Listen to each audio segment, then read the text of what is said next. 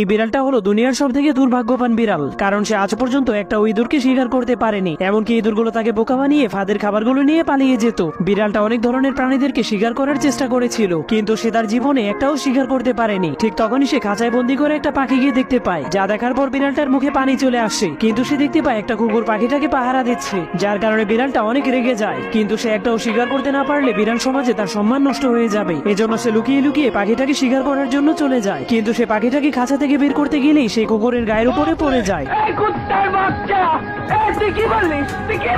কিন্তু একই শয়তান বিড়ালটা তো কুকুরটাকেই বেঁধে ফেলেছে। এরপর সে পাখির খাঁচাটাকে ভেঙে পাখিটাকে খাঁচা থেকে বের করে ফেলে, কিন্তু তখনই পাখিটা জীবন বাঁচানোর জন্য লুকিয়ে পড়ে। এরপর যখনই বিড়ালটা তাকে ধরতে যায়, তখনই সে বিড়ালের চোখের মধ্যে কামড় দিয়ে পালাতে শুরু করে দেয়। এরপর পাখিটা চালাকি করে কুকুরের রশিটাকে খুলে দেয়, যার কারণে কুকুরটা বিড়ালটাকে আক্রমণ করে দিলে বিড়ালটা সেখান থেকে পালাতে শুরু করে দেয়। ঠিক তখনই পাখিটা চালাকি করে বিড়ালটাকে হিটারের মধ্যে ফেলে দেয়, যার কারণে বিড়ালটার অবস্থা অনেক খারাপ হয়ে যায়।